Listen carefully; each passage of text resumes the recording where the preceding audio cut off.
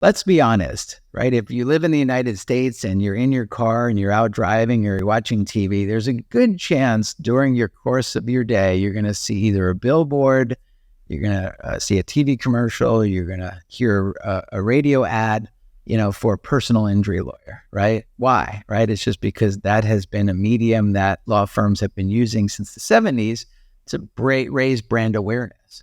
At Hennessey Digital, we were curious about how of an impact that has on people doing searches on Google for these brands online. And so we spent about 6 months putting together a study where we looked at over 2,000 law firms all across the country to see which law firms have the biggest brand, meaning people Googling their firm name every month. And so I'm going to include the link here. You'll be very surprised. We've got it broken down by every single major market in the United States, where we show the top 5 branded searches for the firms. And so I encourage you to click, take a look, and let me know what you think in the comments.